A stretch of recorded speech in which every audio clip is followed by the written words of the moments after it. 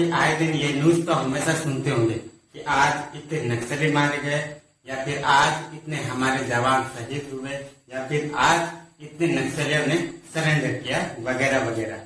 लेकिन आप सभी ये सोचते होंगे, जब आखिर ये नक्सली को जब जंगल जंगल घूमना ही है तो ये लोग आखिर नक्सली में जाते ही क्यों हैं?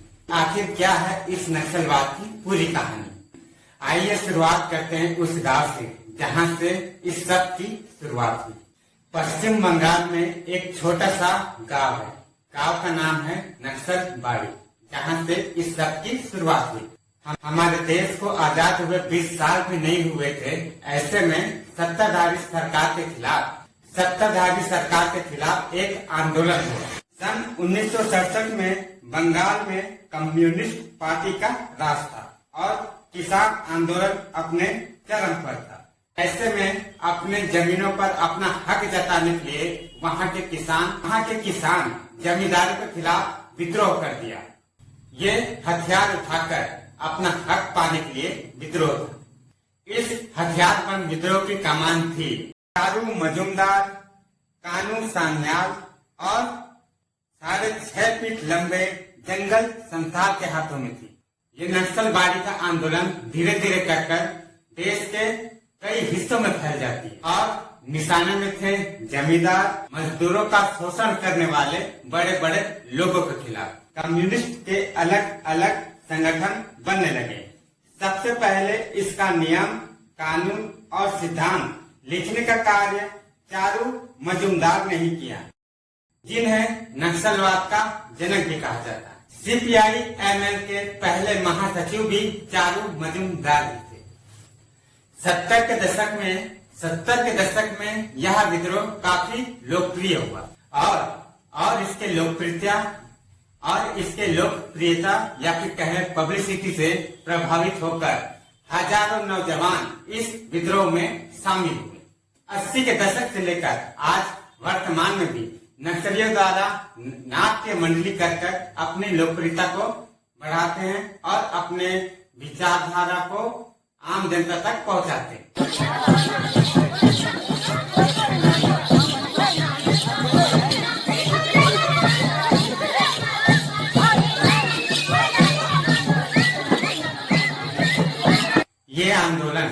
यह आंदोलन अपने हक की बात कर सकता है। अगर हक ना मिले तो हथियार उठाने से भी नहीं डरता। और इनके नारे और भाषण में ऐसी ताकत होती थी कि वहाँ के युवाओं के खून में एकदम से उबाल ला देती थी, उनमें जोश जगा देती थी। इसी कारण सभी युवा इस आंदोलन से जुड़ने लगे। साल 1972 में चारू मजूमदार की पुलिस हिरासत में मौत हो जाती और धीरे धीरे कानू सन्याल भी हाशिए पर चले जाते हैं और साल 2010 में कानू सन्याल ने भी खुदकुशी कर ली थी। अब ना तो मजूमदार है, ना कानू सन्याल है, ना ही जंगल संथाल जी है। लेकिन फिर भी देश के 11 राज्य नक्सली प्रभावित हैं। कुल 90 जिलों में नक्सलियों द्वारा हिंसा देखने को मिलती है। सबसे ज्यादा प्रभावित राज्य हैं छत्तीसगढ़, झारखंड, बिहार और उड़ीसा। लेकिन सबसे ज्यादा प्रभावित राज्य है छत्तीसगढ़, जहां आए दिन नक्सलियों द्वारा कभी आईडी ब्लास्ट में या फिर कभी मुठभेड़ में हमारे जवान आए दिन शहीद होते रहे। मेटला में हमारे 76 जवान शहीद हो गए थे और यह घटना पूरे विश्व में चर्चा का विषय रहती है। माओवादियों का कहना है कि वे गरीब, किसान, मजदूर सभी की सहायता करते हैं। जानकारों का कहना है कि स्थानीय समर्थन के कारण ये नक्सली अपने मंसूबे पर कामयाब हो जाते हैं।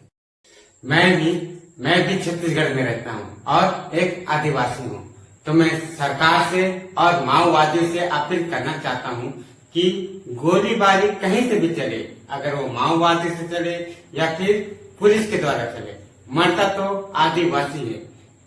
जैसे कि आप सभी जानते हैं कि इस साल जनवरी में 6 माह के बच्चे की भी क्रॉस फायरिंग में मौत हो जाती है, और वो भी एक आदिवासी है। तो मैं नक्सलियों से अपील करना चाहूंगा कि वे सरकार के मुख्य धारा से जुड़े, और सरकार से भी अपील करना चाहूंगा कि वे नक्सलियों के सुझाव को समझें। जय हिंद दोस्तों।